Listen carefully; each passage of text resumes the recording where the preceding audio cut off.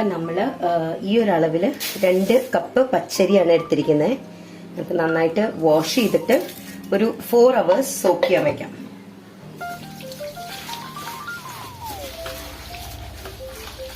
ഒരു 2 to 3 times നമുക്കിങ്ങനെ ഒന്ന് വാഷ് ചെയ്ത് റണ്ണിങ് വാട്ടറിലോ എങ്ങനെയാ വെച്ചാൽ വാഷ് ചെയ്തിട്ട് ഒന്ന് സോക്ക് ചെയ്യാൻ വയ്ക്കാം.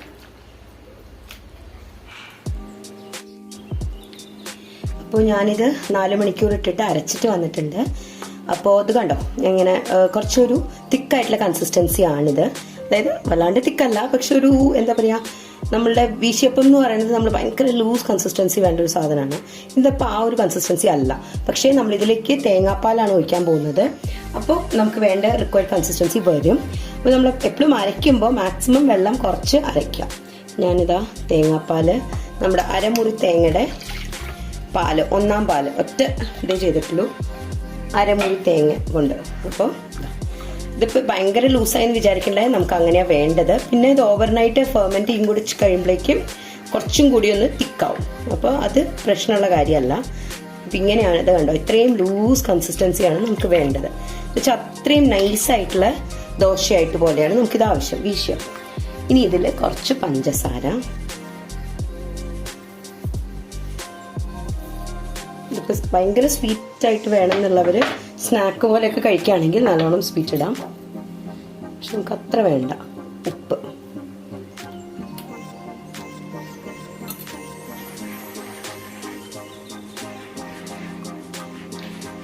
ഇനി ഇതൊരു ഓവർനൈറ്റ് നമ്മളൊന്ന് ഫെർമെൻറ്റ് ചെയ്യാനായിട്ട് വെക്കാം.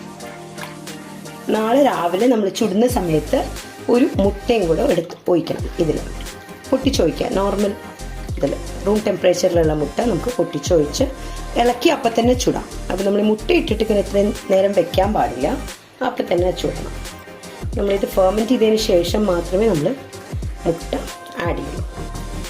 അപ്പോൾ ഇതാ ഞാനിത് ഫെർമെൻറ്റ് ചെയ്യാനായിട്ട് വെക്കുന്നു. നമുക്ക് നാളെ രാവിലെ നോക്കാം. അപ്പോൾ ഇതാ രാവിലെ ഞാൻ നോക്കുമ്പോൾ കണ്ടോ, ഫെർമെൻ്റ് ആയത് ക്ലിയർ ആയിട്ട് മനസ്സിലാവില്ലേ. ഞാൻ അതിനെ ഒന്ന് ഇളക്കി കാണിച്ചു തരാം. ഞാൻ പറഞ്ഞില്ലേ കുറച്ച് തിക്കാവും അത് കമ്പാരിറ്റീവ്ലി. ഇന്നലത്തെയും കാട്ടിലും കുറച്ചും കൂടി തിക്കായിട്ടില്ലേ. അപ്പോൾ ഇനി ഇതിലേക്ക് നമുക്ക്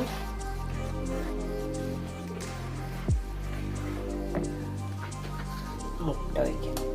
ഇപ്പോൾ 2 ഗ്ലാസ് അരിയായ കാരണം 2 മുട്ടയാണ് ഞാൻ ഒഴിക്കുന്നത്. നിങ്ങൾ 1 ഗ്ലാസ് അരിയാണെങ്കിൽ 1 മുട്ട, അങ്ങനെ കൺസിസ്റ്റൻസിയിൽ കേട്ടോ.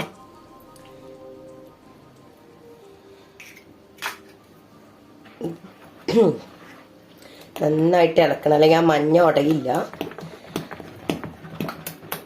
ഉടച്ച് ഒഴിച്ചാലും കുഴപ്പമില്ല കേട്ടോ, അങ്ങനെയും ചെയ്യാം. ചിലവർക്ക് ഇതിങ്ങനെ ഇടുമ്പോൾ ഉടയിൽ ഇത്തിരി ബുദ്ധിമുട്ടാണെന്ന് തോന്നുകയാണെങ്കിൽ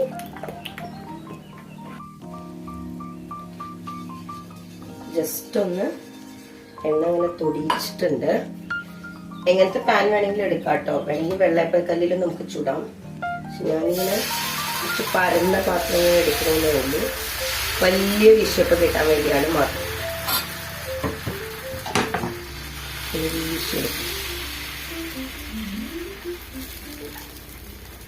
ഇത്രയും ഒഴുകി ഇങ്ങനെ പോണം.